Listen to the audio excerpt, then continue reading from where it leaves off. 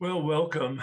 Happy New Year. Welcome to 2022 and some of the new series of events that I've scheduled that you're either aware of or will be made aware of. My name is Herb. I'm an alcoholic. Um, the administration of these workshops, especially the monthly, is supported by the Mary and Joseph Retreat Center. It's a actual retreat center that's within a mile of my house, has been for the last 50 years, depending where I live. And it's been a very important support facility to the work of the 12 steps, as well as to my own personal life and personal work. I'd like to introduce you to Jose, who's our host for today. And the work that I do on Zoom is administered by the Mary and Joseph Retreat Center, and all the registration fees, 100%, go to the Mary and Joseph as a fundraiser, especially at this time where we're attempting to help them survive the COVID implications. So, Jose, please. Thank you, Herb. Good morning, good afternoon, good evening, everyone. My name is Jose Salas. I'm the hospitality coordinator here at Mary and Joseph Retreat Center. It's so good to see you. I remember some of your names from our entering in our database, so I was happy to put a face to them. The Mary and Joseph Retreat Center was founded back in 1963 by the daughters of Mary and Joseph, initially as a married couples retreat center. And over the course of time, it's opened its doors and expanded to welcome other groups, other spiritualities that share in their mission, not only to enrich their spiritual formation, but also find a refuge, during difficult times, like we've had in the past couple of years now. Now, let me go ahead and introduce the man of the hour. Herb Kagan has been connected to the Mary and Joseph Retreat Center for many years, and he is truly part of our family. His 12-step and centering prayer groups have been extremely popular at the Retreat Center for decades now. And now he has moved these offerings to Zoom. Herb's journey includes 7 years in Claretian Seminary, a graduate education in psychology, 40 years of human resource consulting, a certification as spiritual director, 37 years of active participation in a 12-step fellowship, and the publication of 3 books on spiritual awakening. We are delighted that he is donating the proceeds of these Zoom gatherings to the Retreat Center during this difficult time. And I leave you now with Herb. Wonderful. Thank you so much. The Retreat Center was where my wife went in 1983 to do some spiritual work around the corner from the house. And she just happened coincidentally to find her way into a women's group that were populated by women recovered alcoholics, and began to ask herself the questions that are necessary to begin the journey of recovery. And so we're forever grateful for the facility and resources that they provide.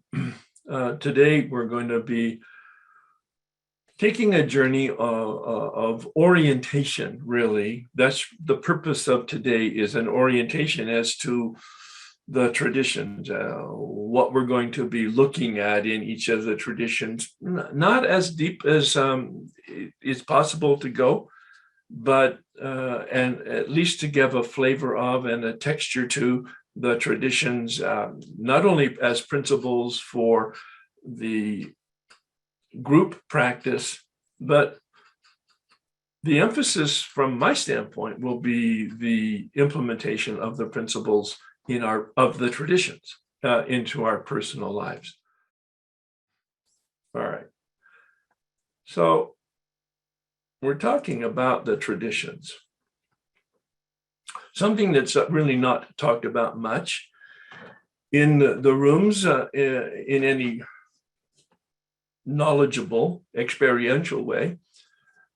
After I had done the steps 2 or 3 different times with 2 or 3 different people, I became interested in the traditions as part of the recovery program that was authored by Bill Wilson. And this year I thought I will do a sort of an overview of the traditions in terms of a workshop with people.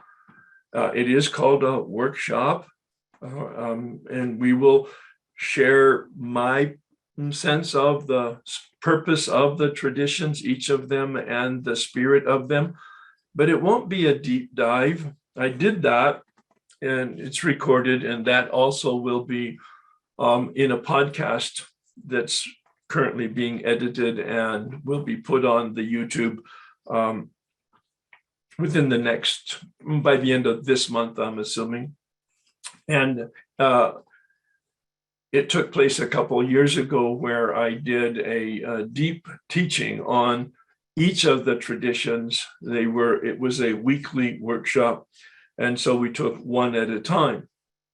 This particular workshop, we're going to take 3 at a time, because I'm allocating the first 6 months of this year to the traditions and the second 6 months to the 12 concepts. So the schedule is the same for both the traditions and in the first 6 months and the concepts in the second 6 months. And that is an orientation meeting like now, where we get a sense of what the traditions are and the purpose of the workshop, as well as the approach to the workshop. So perhaps we should, before we get any further, have a little prayer here. This is a prayer for wisdom. It's what we're in the process of getting, with some information that we process in experience, and we learn from our mistakes. What can I influence? What can't I influence? Please join me. God, grant me the serenity to accept the things that cannot change, courage to change the things I can, and wisdom to know the difference. So going forward, the next 4 workshops,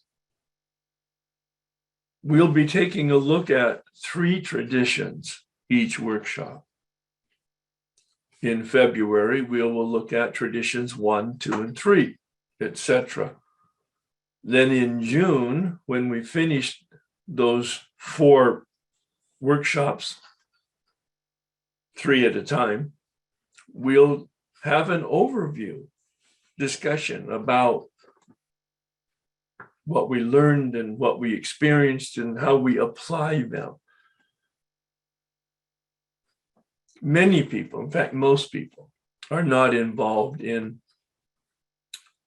the organization of AA in terms of the actual service work and perhaps even the application of the traditions in the particular service work that you do. But each of us can benefit from understanding the traditions as they apply to our own group, assuming that everybody has a group that they attend, and or groups, assuming that everybody has a home group, maybe not by definition, but by practice, meaning it's the meeting that they go to regularly, that is their sort of their root base, their home base.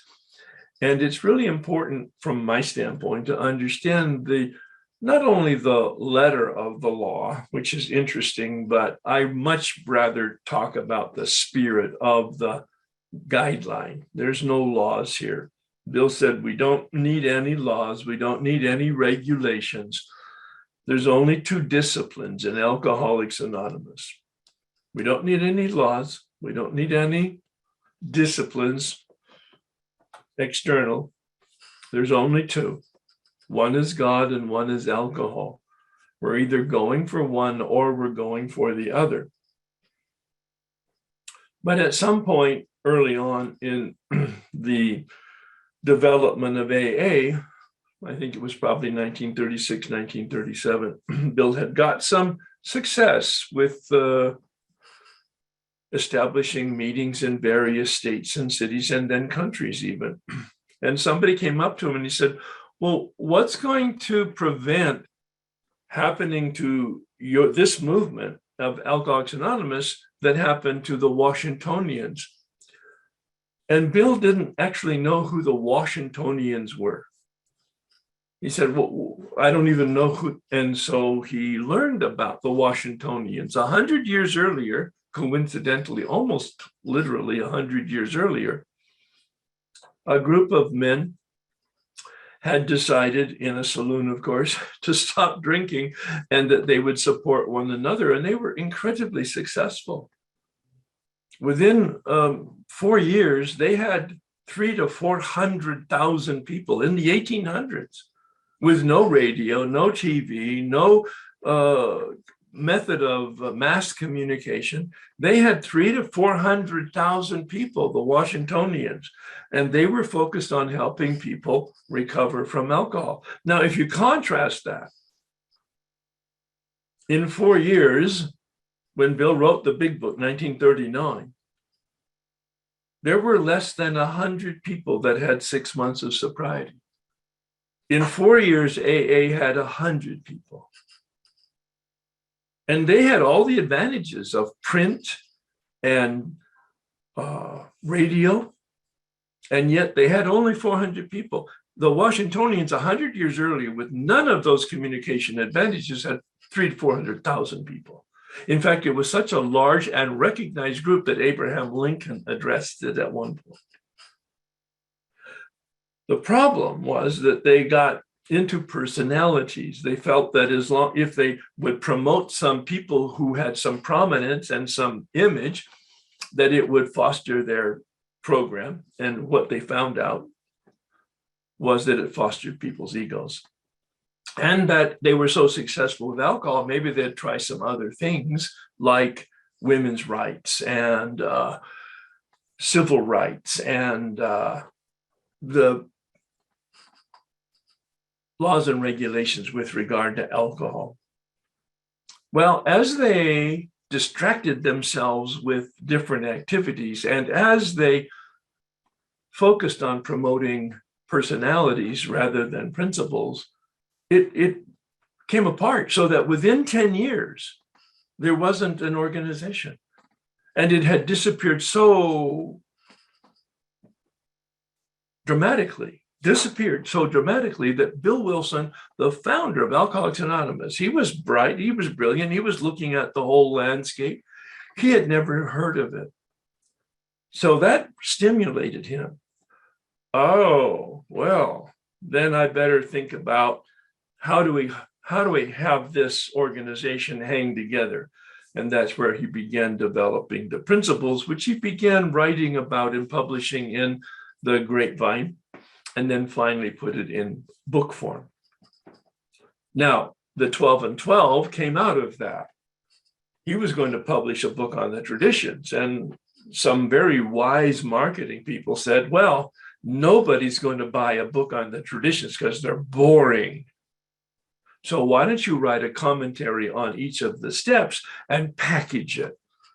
I'm telling you, it's just about marketing. And of course, the 12 and 12 was published with the steps and then the traditions, and has been a very positive influence in the rooms. Well, at least I see it as a very positive influence. A wonderful commentary on the steps. There's very little instruction in the 12 and 12 on the steps. But there's some wonderful commentary and a little bit of instruction. But the real principal contribution of the 12 and 12 is the commentary on the traditions. So that's one of the primary sources and resources for us. Rainey mentioned, and now I guess it's in the chat. I don't visit the chat, so I'm not as familiar or competent to talk about it, but my website also has these things that are very downloadable that might be redundant to the chat material. Number one, there's a list of assignments, one for each step. So in terms of this approach, of course, it would be important for you to take a look at the assignment. It has reading assignment. It has questions and commentaries that would be helpful in understanding the 12 traditions. The main text that we're going to use is the 12 and 12. There are lots of other references and resources that are indicated.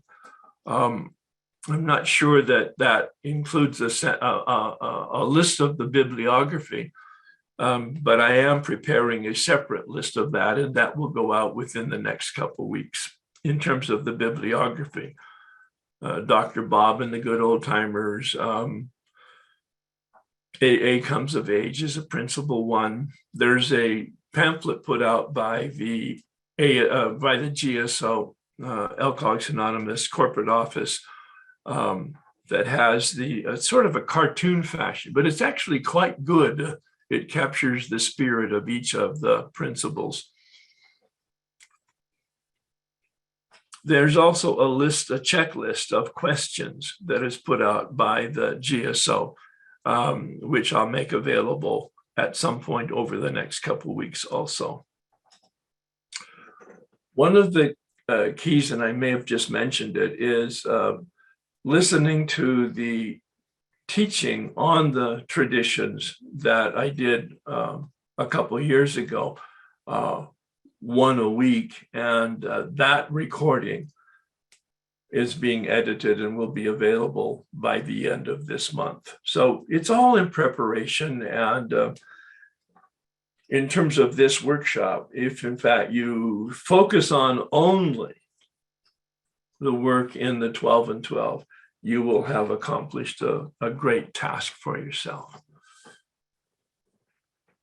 You see on the screen there that this is now continuing my commentary from the Washingtonians history lesson. Bill wanted to know how to keep the program from breaking apart because he knows about individual egos, and he also was very familiar at this point with the group ego because he had been going through the group conscience in developing AA in the beginning and then developing the big book, which was written by group conscience in a very significant way, as you may or may not know. Bill would write it and then make copies of it after it was typed out. Thinking back in those days, it was all done manually. If it was typed once, it was typed once. And if you needed to have a correction, you needed to retype it. Amazing level of commitment and work. But anyway, he would then make copies of it and distribute it to Akron and Cleveland and the people in New York who were sober over 6 months. And they would all make their comments and then return their comments to Bill, and he would incorporate into the big book manuscript the comments that he felt were necessary. Well, that was the group conscience giving him feedback. And so he knew about the egos of the individuals and the egos of the group. And he knew that long term, especially after he and Bob were deceased, he was very motivated, seeing that Dr. Bob was sick and going to leave this earth. And that, of course, he was very aware of his own mortality, that the book needed to be done in order to codify the step process, but the traditions needed to be written and then adopted by the group to codify the principles for unity. The one word that's connected to the traditions that helps you understand the spirit, not just the letter, please, but the spirit of the traditions is unity. Think in terms of your own body. This metaphor really helps me understand the purpose of the traditions. You have an eye, you have a tongue, you have an ear, you have a hand, you have a leg, you have a foot. Each of them has separate functions. But there is a life force in you that integrates all of that as you. All right, these traditions are that unifying life force for all the moving parts, individual groups, groups in a particular geographical area, geographical areas in a particular state, and the states, and then the countries in the world. The body of Alcoholics Anonymous, the body of your respective 12-step fellowship. Most of them have adopted the steps from the big book, not the big book itself, but the steps from the big book. And most of the 12-step fellowships have adopted the traditions and probably have written their own literature on it. I'm putting this up here because obviously it's the contact information for myself, but most especially it's the website. The resources that we're talking about that are available right now are on my website. My webmaster has created a whole new section for the traditions, and he has those 3 documents that Rainey mentioned and put in the chat on the website. And then the additional documents that will be distributed to you when they're ready. We have your database now. We have you in the database for the traditions. We will send you specifically the individual documents that will be developed over this next month. But they will also be on the website for as a resource library.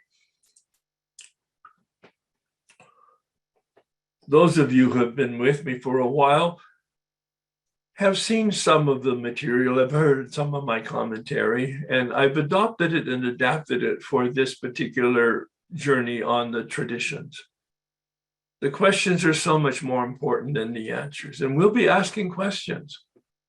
I mentioned that material that's available right now in terms of the assignments, and the second piece is the worksheet. It was developed for a workshop that I did over 20 years ago, several times in a row on the traditions with small groups of people, so that they had some tools to help them both ask the question and then have some space for writing their comments, their experiences, their responses to their journey in the traditions. It's a dynamic process, asking a question and then getting some information. This is a methodology that cracked me open to my own alcoholism. 1984, the hospital said, "What's your relationship to alcohol?" They said, "Do an inventory." They didn't use that term. They said, "Do an autobiography of your relationship and experiences with alcohol." Bullet point, not even full sentences. And then take some action by reading it out. There's an open mic someplace, please close it. By taking the action of talking about it to a group of people. And I had an experience. Oh my gosh, I think I have an alcohol problem. Well, that raised more questions. And that's the process that I'm recommending here. There's still an open mic, please close it. And that's the process I'm recommending here. Ask a question.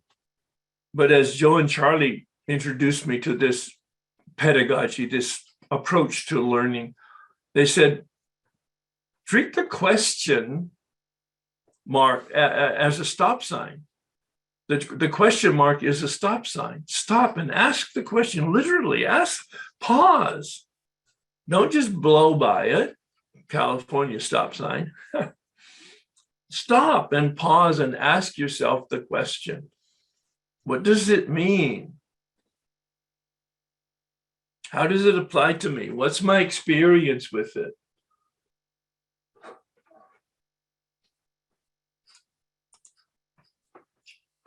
As most of you know who have had any exposure to me, one of my more favorite quotes is from Einstein. And this man who took me through the steps said to me when he was interviewing me, "You have a lot of information, Herb, but you have very little transformation. You have a lot of academic knowledge, but it's never gone through your heart to your feet, so that you haven't changed. The consciousness that created the problem cannot be the consciousness that solves the problem. You need a new consciousness. Well, I've set up the set-aside prayer in the spirit of the set-aside attitude, adopting it for this particular workshop. I would invite you to join me. Maybe even create your own set-aside prayer for this particular workshop. It's about principles. These traditions are principles. The steps are principles. Read page 60 in the big book. Progress, not perfection. He's talking about these principles because he doesn't like to use the same word in consecutive sentences. He said that in an interview. His English teaching and learning back in the day, that we don't put the same word in consecutive sentences. We pick synonyms. So he used the word principle for the steps. He uses the word principle for the traditions. Principles. We'll have more conversation about that in a minute. Please join me. God, please set aside everything that I think I know about myself, my principles, the 12 traditions, and you, for an open mind and a new experience with myself, my principles, the 12 traditions, and especially you.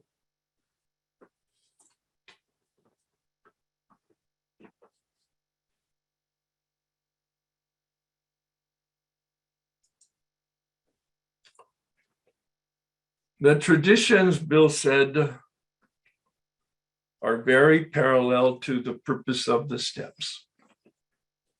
The steps were to deal with the ego deflation of the individual. The traditions are intended to be the ego deflation of the group. The steps addressed two different problems. If you're new to me, you may not have heard this distinction before, but there's a dash in the first step, right in the middle. Admitted we were powerless over alcohol. I adapt that to addiction, because I believe the steps, and Bill did too, are applicable to help everybody with any addiction. There's over 100 to 200 different 12-step programs, all of them dealing with different aspects of substance and or process addictions. But Bill is very quick to show that, as you can see in the PowerPoint, the word problem attached to number 1, addiction, is in lowercase. The word problem connected to unmanageability is in uppercase. That's intentional. Addiction is a problem, but unmanageability is the problem. The problem is powerless. In my addiction, yes, but especially with regard to my life.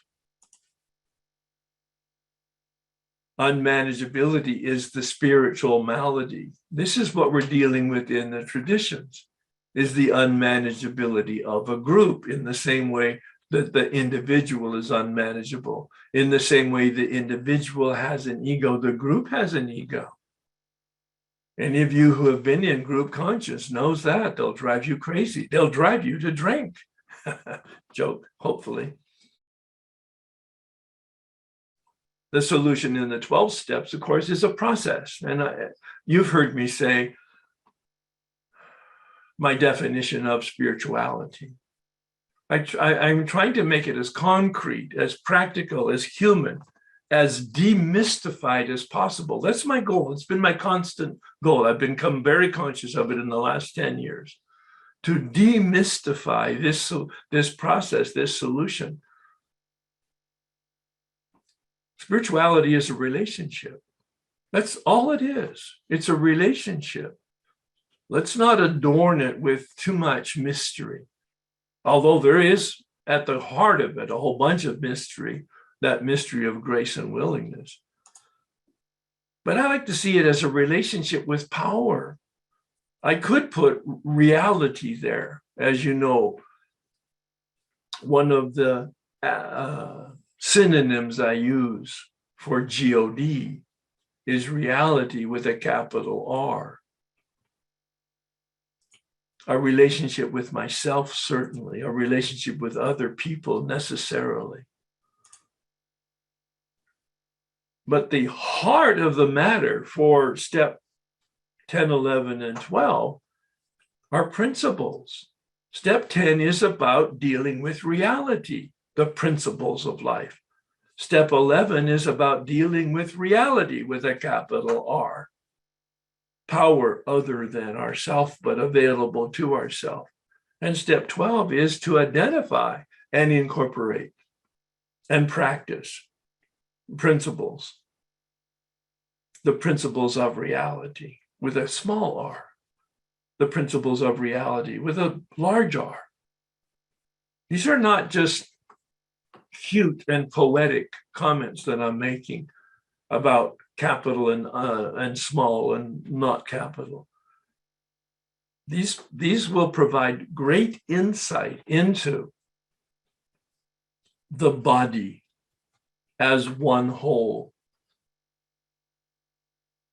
When we're talking about the fellowship of Alcoholics Anonymous as the body that I described earlier, a wonderful metaphor for the unity that is revealed in the traditions. The group problem is functioning. How do you keep a bunch? I mean, meetings are the outpatient department of the psychiatric unit. I say that with all the love in my heart, but I have now 37 years of experience of going to meetings. And then I tried to go to some of those business meetings. I'm not built for it. That's not my personality. I spent a year in as one, I think it was the CSR, Central Service Representative. And it's not my style. It's not my calling. I could tell that because it didn't work for me. I was not able to function very well there myself. I do much better with the steps and with the meetings and with helping other individuals on an individual basis.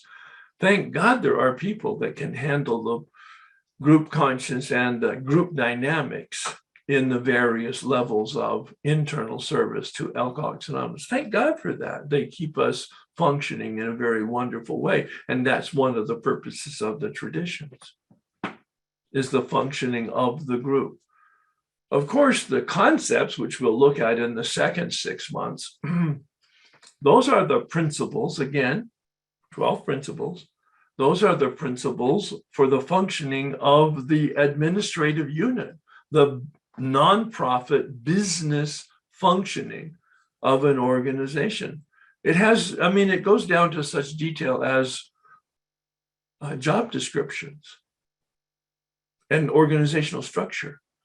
If you want to, and you will, be exposed to the brilliance of Bill Wilson, come join us in this journey in the concepts in the second 6 months, July through December. Well, it's good learning in terms of the principles of a spiritual organization, which we in fact can interpret from our personal standpoint, which will be my emphasis again with the concepts as it is now with the traditions. That is a personal emphasis. It's wonderful to understand the traditions as applied to the group and the functioning of the fellowship itself. That's I think it's important for each of us to know that. But then when we take it and apply it to our personal lives and our personal relationships, it takes on a really dynamic function for ourselves. And we address our personal problems of living, not just the unmanageability that we deal with in the steps. And 10, 11, and 12 specifically, Bill says we enter the world of the spirit in step 10, and we commence this way of living based on the principles of 10, 11, and 12.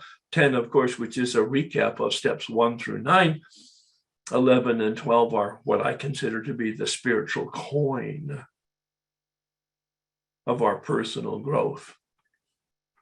The spiritual coin, step 11, improving our consciousness. The spiritual coin, the other side, the tails, heads, tails, one coin, integrated. It's not two coins, it's one coin with two sides, organically integrated. Step 11 with a relationship with power.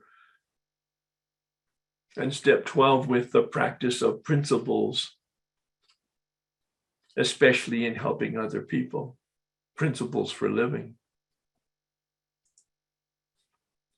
So the history of Alcoholics Anonymous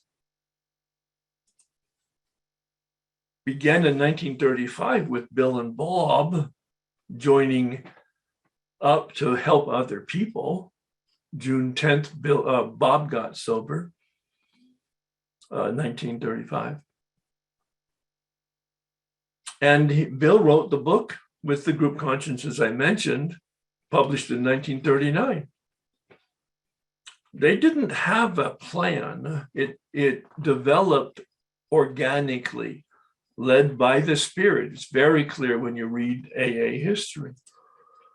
And Bill codified the 12 traditions at the first international conference in 1950. And then they had some now 20 plus years by 1955, and they had an organization, and they had developed 12 principles for guiding that organization called the concepts, which were ratified at the second international conference in 1955. So really, any 12-step fellowship has 36 principles. These are the legacies, a term given to them by Bill, I believe, that first legacy being the steps, the second legacy being the traditions, the third legacy being the concepts.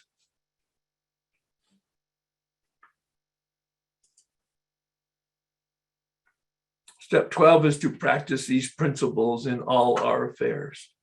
I'm emphasizing it because that's the nature of the traditions. This is not new information in the sense of where Bill comes from in the development of the fellowship for recovery. Those 12 steps are the principles helping the individual. The 12 traditions are the principles to help the group.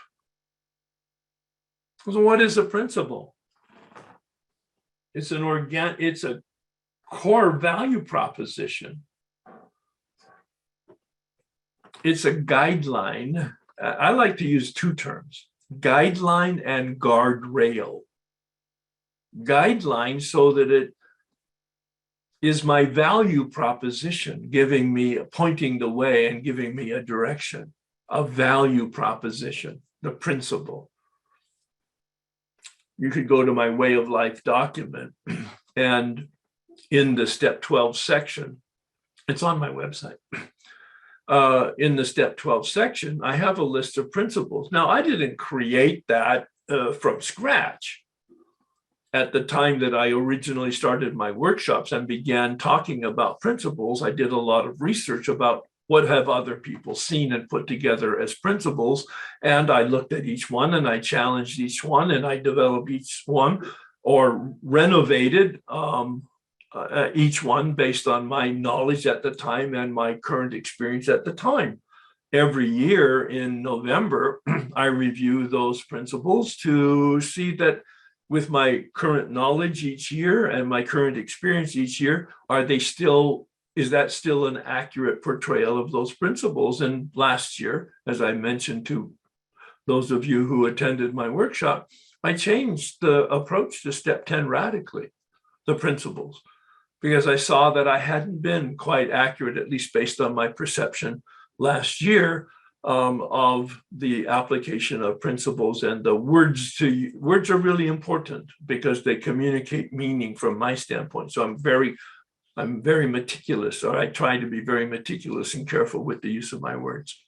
vocabulary is very important to understand what you're saying and why you're saying it. Guidelines, not laws, guidelines. Like the principle of gravity is a physical principle. Knowing that, you won't jump off a 3-story building because you think it might be fun. No, it will break your legs at the least and kill you at the most, because you're going against the laws of gravity. Laws of gravity. There's no police laws for gravity. The outcome is the consequence and is the only discipline. As Bill said, there's only 2 disciplines in Alcoholics Anonymous: God or alcohol. I mean, it's outrageously simple, and the implications are just, I mean, they're so intuitive. And yet the implications are so demanding. It's black and white. We're at the crossroad at every day, at every moment. Page 53 in the big book, God is or God isn't. What is your choice? That's the use of our free will.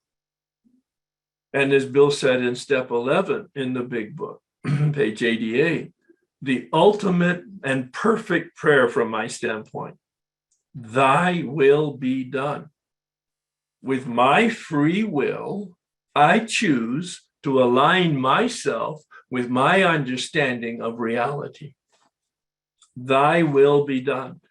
I'm going to cooperate. I'm going to align myself with principles, with life as it's manifesting. Now, step 12 suggests that we use principles in all our affairs, meaning all of our life. Tradition, the traditions are the practice of principles for living our life. That's good. That's the orientation for this workshop. Yes, with regard to group management and the intergroup, intra and intergroup functioning. Yes. That's the total real point of the traditions. But the point for us as individuals for this next 6 months is to attempt to apply these traditions to our personal lives. More about that when we start next month. So each tradition has an assignment, but it's a long assignment. Don't wait till the end of January to take a look at it to start the process. Ideally, we would be doing a tradition a month because it would give you more time to do some more reading, but you'll do what it is you can do. And at the very minimum, as I mentioned, the primary text that we'll be using is the 12 and 12, which makes it really simple. But there's lots of other readings that add nuance and or different flavors to each of the traditions from the historical documents in the bibliography that I'll be sending you. It would be very helpful, I believe, and entertaining. I did use that word, entertaining, to get the cartoon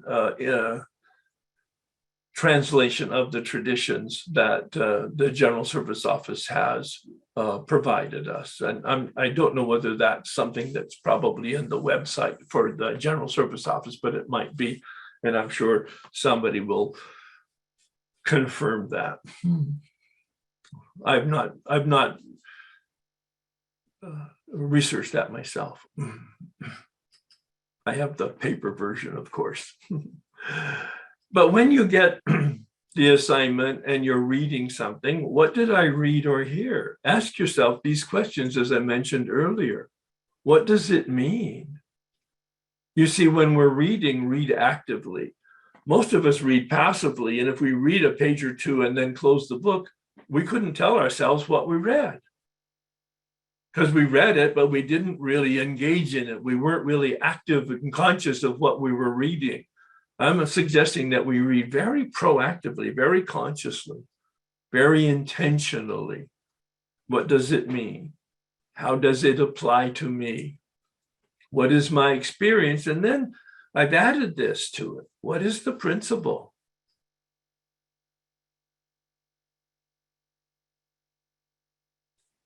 When I'm working with people and they come and they have problems with their life, and we chat about their problems, at the very last part of our conversation, it might be after 3 minutes or it might be after 20 minutes, but it's at the end of our conversation, I'll ask them, well, what's the operating principle here?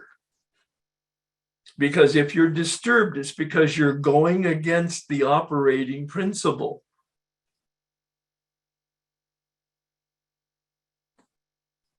It's not mysterious. What's the, rigorous honesty. Personal integrity. Or consideration of other people. Or improving my consciousness. These are all principles of living life successfully. What's the operating principle? And then I tell them to always identify the principle, always take the high road, and always be generous. And they go, Herb, do we always have to take the high road and be generous? I get, no, absolutely not. Just a recommendation. But you always have to deal with the consequences of what you do. If you take the low road or if you are not generous, there will be consequences. That's all. There's no rules here. No rules. Guidelines. And then I like the term of guardrails. For me, the guidelines are the motivation. That's the carrot. The guardrails are the stick. That's the pain of not adhering to the guidelines. I'm constantly bumping my shoulders against the walls on both sides because I stray off of the middle road. No, if I were to say my problem, my central problem for the last 25 years, my central problem, if I were to have one word, lack of balance, not lack of power, not a problem with addiction. No, none of that. That was given to me as a grace, freedom from addiction in 1984. And I had a connection, an effective connection, a real connection, a visible, measurable connection with power in 1988. And when I did the steps out of the big book with a mechanic who knew what they were doing. Those have not been a problem. But balance? I mean, it's a perennial and chronic problem.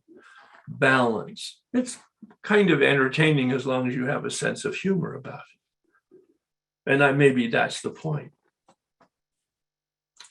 The resources and the bibliography that I'll be sending out to you and that are implied in the assignments, I've mentioned the 12 steps and the 12 traditions. AA Comes of Age is the recap of the 1950 and 1955 international conferences. And so they have wonderful commentaries on the development of the traditions, which, if you're interested in some more of the details, obviously will be quite helpful. Language of the Heart, Dr. Bob and the Good Old Timers, and Pass It On. These books are all published by the General Service Office, the headquarters of Alcoholics Anonymous.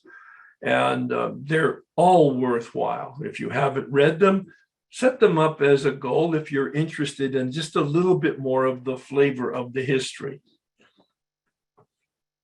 The 12 Traditions Illustrated, that was the words I was looking for before that I couldn't manufacture in my head. That's the cartoon pamphlet. Then there are smaller versions of material. There's a pamphlet on the AA traditions. It's not on 1, 2, 3, 4, all the way through. No, it's a commentary on several of them, but not all of them. The AA group is a wonderful description of the functioning of a group, and it has some material in it about group conscience, and then anonymity. It's not, I don't believe, as conclusive as we will talk about anonymity in tradition 11 and tradition 12, but it's a good primer for that conversation that we'll have toward the end of our workshop let's see, that would be May. We'll be talking about anonymity. So there's lots of, and there may be more actually. The assignments themselves, of course, is prayer, as I did at the beginning of our workshop today. You might want to craft a special set-aside prayer for yourself for this particular project of looking at the traditions. You can obviously adopt the one that I had on my screen, but I really encourage you to develop your own set-aside prayer for this work. And anytime you sit down to do this work, reading and or writing or studying or researching, pray that set-aside prayer so that the information that you have and the experience that you have up to this point, all good, can just be parked so that you can have a clean whiteboard. The Spirit then can write on it as you're reading and as you're reflecting and as you're writing. Obviously, once a month, we'll get together to discuss that. Now, there won't be a lot of time. We'll have an hour and a half to 2 hours like we have today. And so we'll take probably a half an hour on each of the traditions in February, because we'll be looking at 3 traditions. And it won't be much of a teaching on my part. We'll assume that you've listened to the teaching and read the material in preparation for that, but it will be a review of your reflections and your answers to the questions. Both the questions in the document that's in the chat room, but also General Service Office has a set of questions for each of the traditions. There may be 15 to 25 questions on each tradition. They're wonderful, getting at the heart of both the letter of and spirit of each of the traditions. And I'm not suggesting that you get it and write out answers. I'm not suggesting that at all. Some of you will do that. But I'm at least suggesting that you know what the questions are, have reflected a little bit on what the questions are and what your understanding is and what your reaction is, and especially the application then of the implication of your answers to that question for your personal life.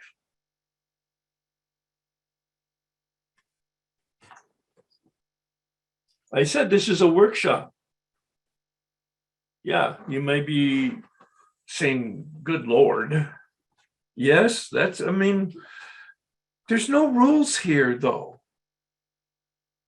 Get the material, look at the material if you want. Show up next month, February, having done nothing, and just be with us as we talk about our thoughts and our comments and our reflections and in our discussion. And you will learn by osmosis.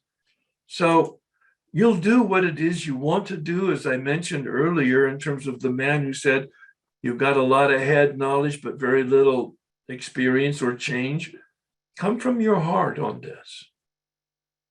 Be willing to be open at the soul level. I don't just mean feelings. I mean at the most intimate part of your consciousness. Embrace and lean into gently. There's no violence here. You know the words I use.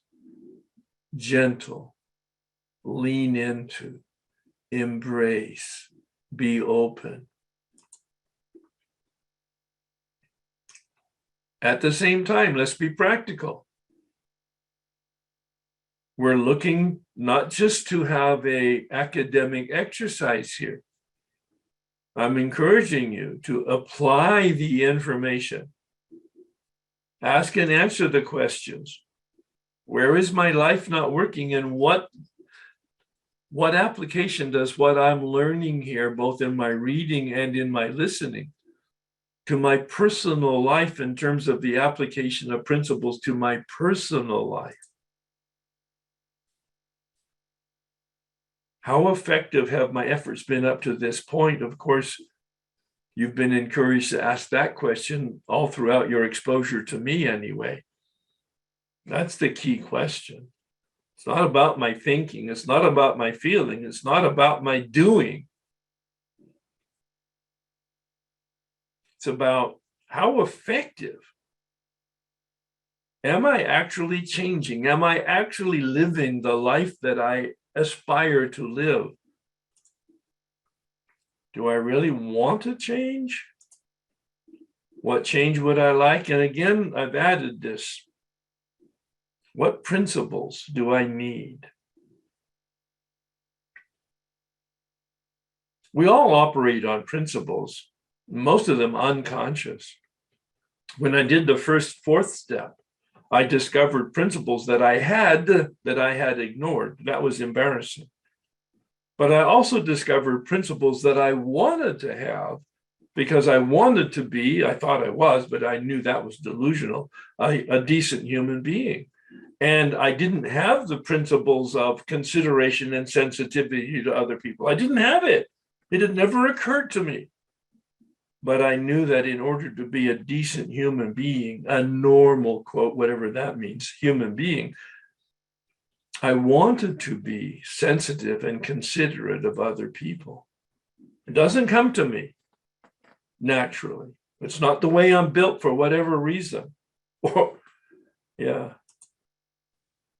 I was in the bondage of addiction until I became aware of my drinking problem.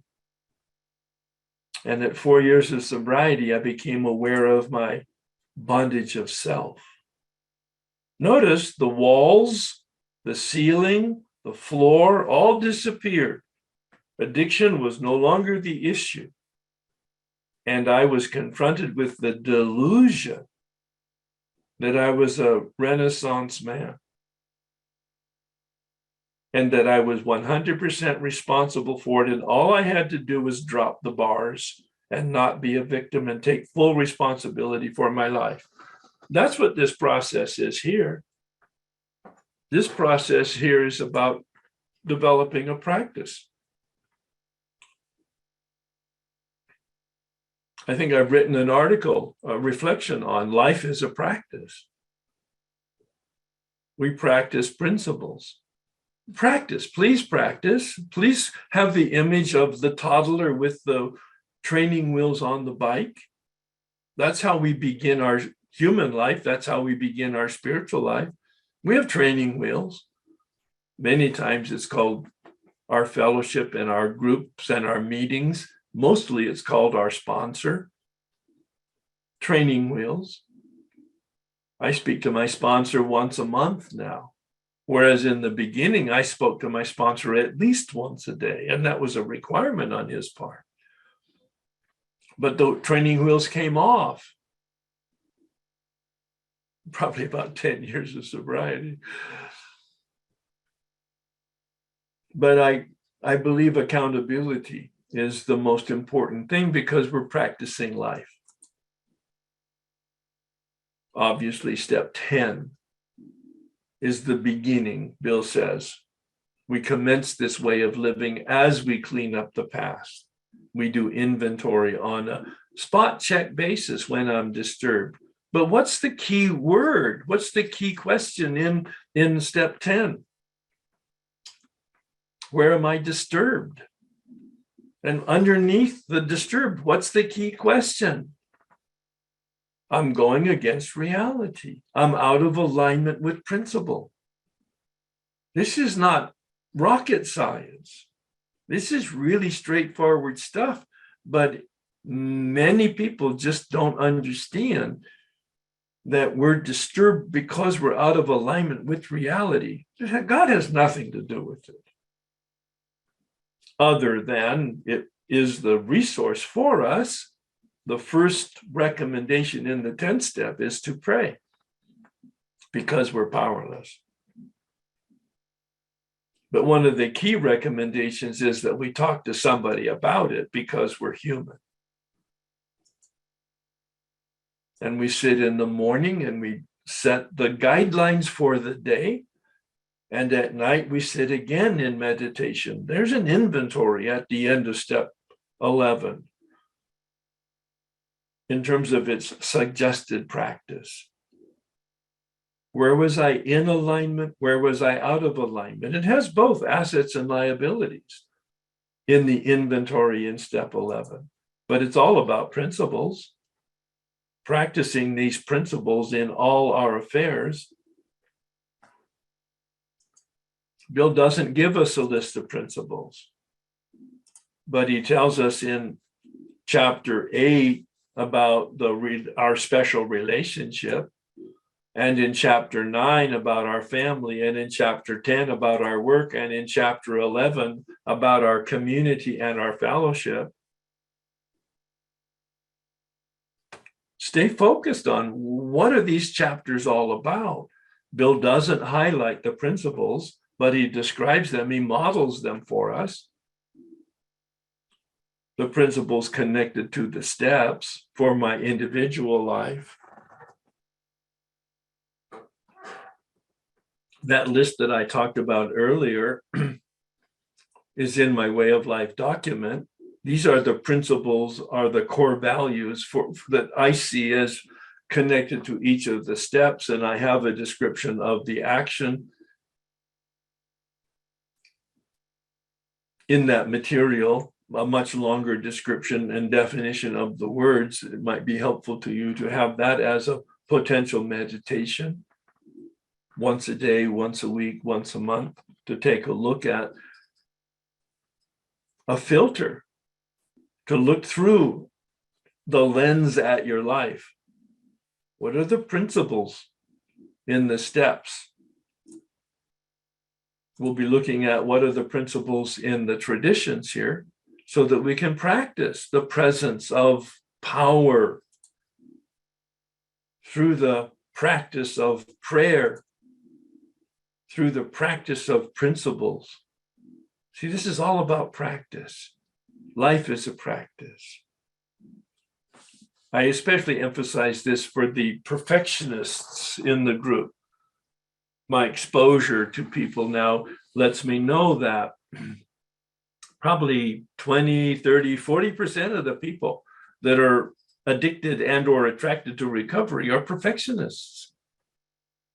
That might have been, in fact, at the root of the addiction, because we can't be perfect, and therefore we may as well release the tension through addiction. I don't know whether that's true or not. It certainly would be true in my case. And that's where I have trouble with balance, because I'm addicted. And it creates tension. I don't mean to substance, but perhaps to activity.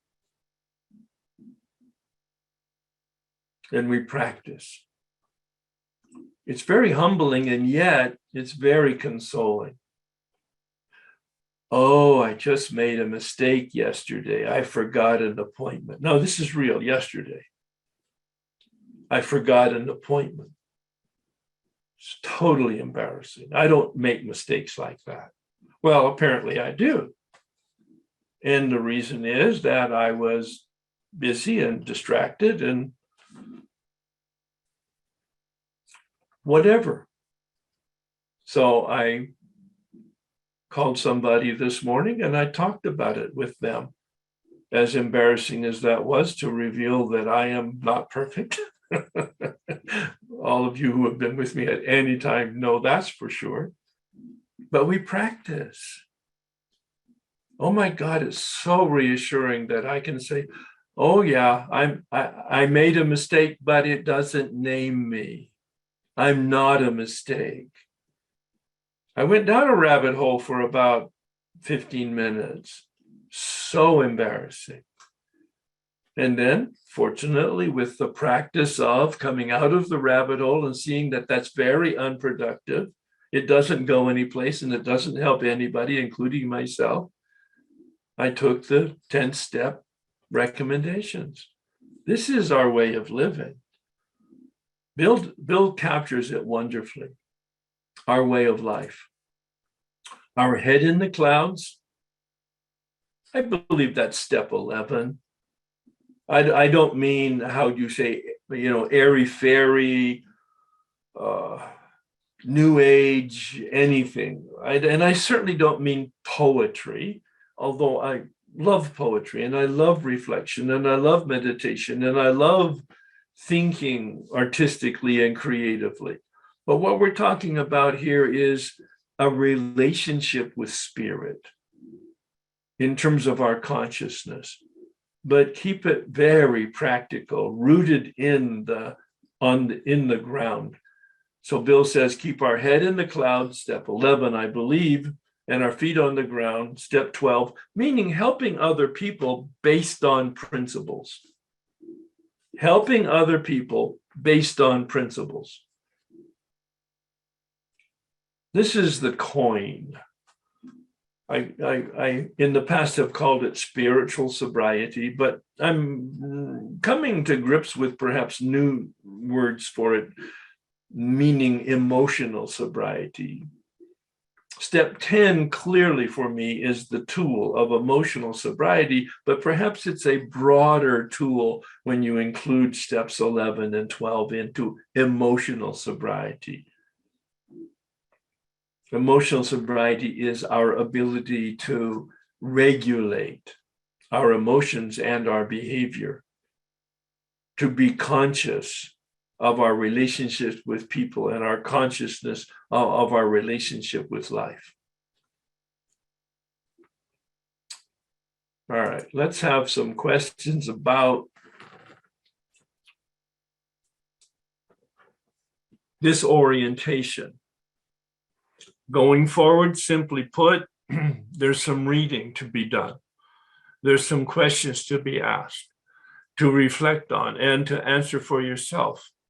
And if I were to recommend, I would recommend doing one tradition a week and then consolidating it in that fourth week, so that when we get together once a month to talk about 3 traditions, that we'll have a discussion that will add to our knowledge and add to our experience and add to our application of the principles to our personal life. And if you're involved in the service structure of AA, to apply that to your service commitments. And that's the whole point of what we're doing here today. Get some information and have some transformation. Good morning, and thank you so much. You're welcome. If people want to join midstream, can they jump in? Yes, because first of all, it's modular. And second of all, it's all recorded. So it might be a stimulus for them then to, at some point on their own time, to go back and look at the other recordings. Oh yeah, absolutely. No, I'm trying to set up a legacy, a library of resources so that people can use them as they feel that they need them. Okay, thank you. My question is, we are going to be doing this once a month meeting, yes? Yes. The homework assignments are on a per month basis? Or we're Well, actually, thank you for the clarification, because yeah, you have the entire list of assignments. And so there's an assignment for each tradition. okay. So I'm suggesting that you have now, for this coming month, February, you have 3 assignments: assignment 1, assignment 2, assignment 3 for the respective traditions. Yep. Okay. Done. Fantastic. I shall be joining you. And connected to that, and thank you for the question, because now we're filling in some of the holes. There's a worksheet also for each tradition with several, maybe 3 questions, but the worksheet itself shows you the short and the long form of the traditions, which I didn't mention. In the 12 and 12 and in the big book now, there are both the short and the long form of the traditions. So it captures them both on that worksheet, so that it makes it easier to find. Okay, yeah, I'm looking at it right now. Yeah. And this is this is the first time you've done this. This is the first time in years that I've done this. So yeah, I'm feeling okay. Right. Okay, so I was born to be a guinea pig, man. So Yeah. experiment away. Well, you're right. It's the first time I've done it on Zoom, of course, and it's the first time I've done it packaging 3 traditions at once, which appears to be a lot. That's why I'm saying space it over time. Don't try to fill it in all at once. But everybody has their own approach to how they do work. And so this is kind of still a work in progress then. Yeah, Your first, that very definitely is. And so we might expect to be getting more material or notifications from you on the email we used to register today. That's exactly right. All of you have registered, so we have a separate database now for just the people who registered for this workshop. Whether you're here or not, I don't know. We don't take roll. But you will then receive periodic additional information that will be helpful. Thank you very much. And I will be here. Hi, Herb. Thanks. I wanted to, I signed up for this workshop because I want to learn how to use the traditions more in outside of my recovery circle, like with my bridge club, my book club, my family, Yep. just the groups that I interact with. And I studied the traditions once with a sponsor like 20 years ago. And I remember, I have a memory of it helping me a lot with those kinds of interactions at work and such. Yep. So I'm hoping that as you go through this next 6 months, you really tie it back to like family and groups that are outside of recovery. It's the single purpose of what we're doing here. And I'm so glad that you expanded the vocabulary around it. But for me, it's not just living my sober life, and it's not just living within the fellowship of AA and or even the 12-step fellowships. Right. It's this broad, comprehensive life concept. And that's where I want to make it very practical. And there's a woman in Arkansas, Mary P., who's in Al-Anon, who has made a real study of the traditions and application to their personal life. I now have her workbook, so I'll be looking at that personally between now and February, and I'll have some more comments about that. Oh, that'd be wonderful. I always say I'm in recovery so I can live life. I don't want to live to be in recovery. And So that's a balance.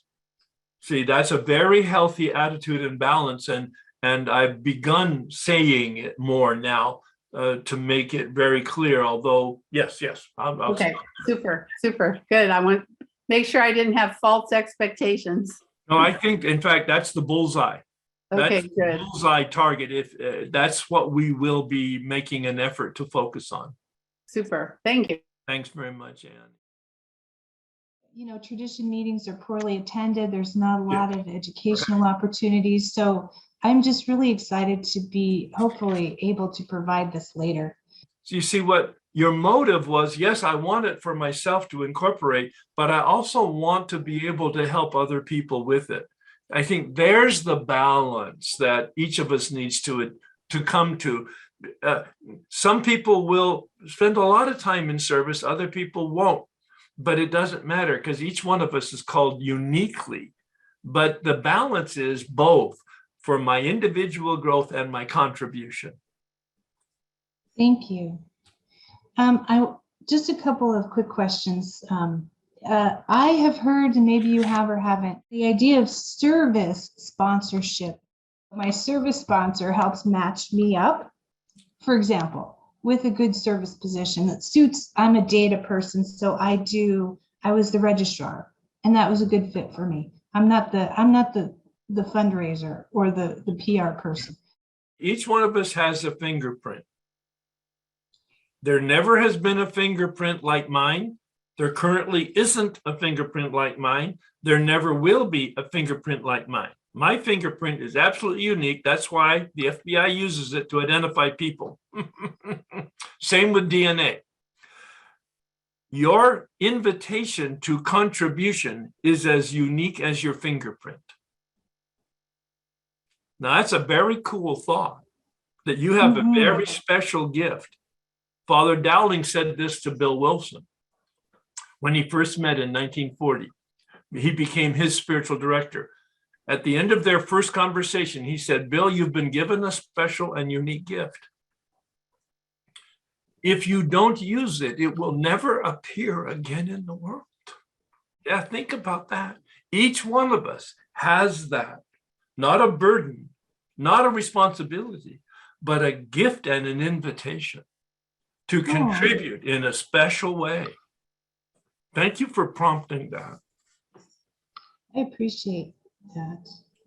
I'm wondering if I'm already going to do it anyway, but I'm just going to bring up the idea of study groups. Because I think that would be, it'll help motivate me. Yeah, it has been a very effective, spontaneous development in my STEP workshops, where little cohorts of people, 2s and 3s, or 10s and 20s, whatever they are, they get together in between and they find it very helpful. So I don't get involved in administration. Right. I'm sure you're being heard by other people will somehow make this real.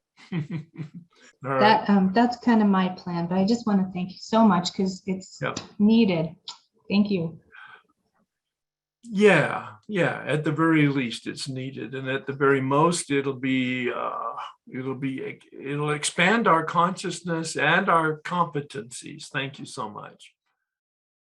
My question, just looking at those PDFs in chat just briefly, there was something mentioned about grapevine checklist. Yes. I didn't know what that meant.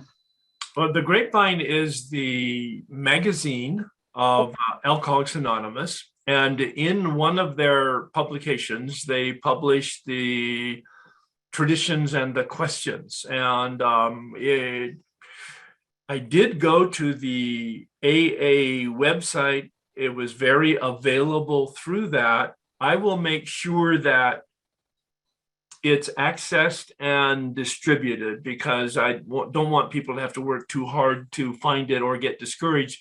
And it's very helpful. I'm so glad that you mentioned it, and I'm making a note now, and I'm sure that we'll be having that as one of the distribution things between now and the next workshop. Great, thank you. You bet. Yeah, I'm just really grateful for this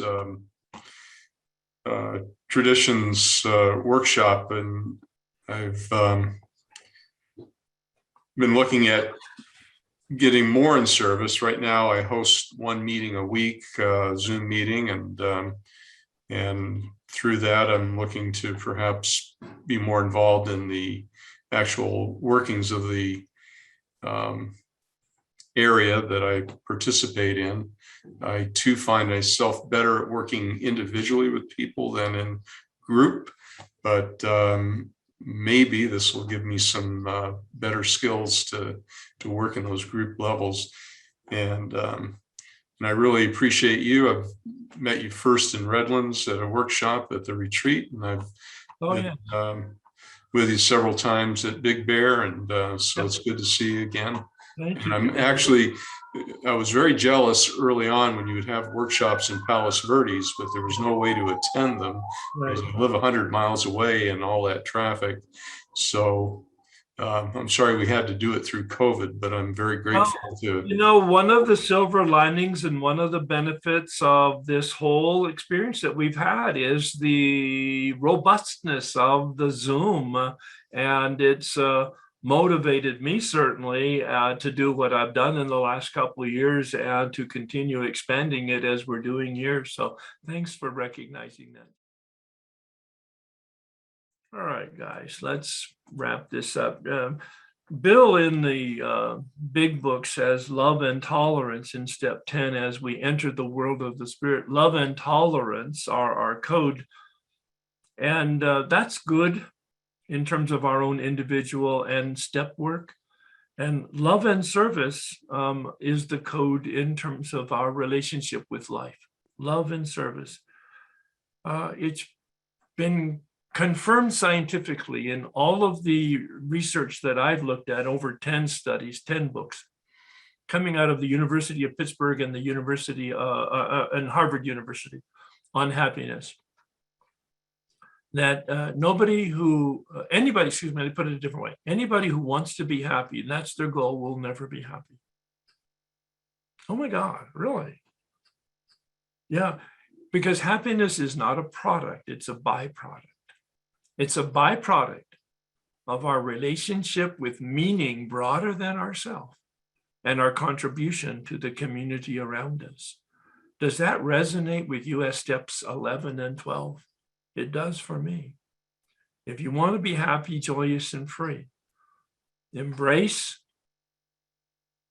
10, 11, and 12 and practice. And then embrace these principles. Please join me in this reformed or revised version of the St. Francis prayer. And you'll note that it has a different title than I've used before, Metamorphosis. I think of the monarch butterfly.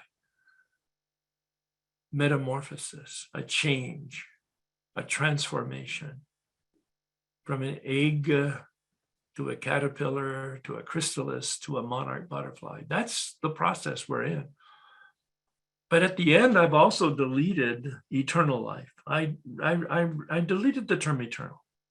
I'm much more interested in this life. Please join me in this modified version.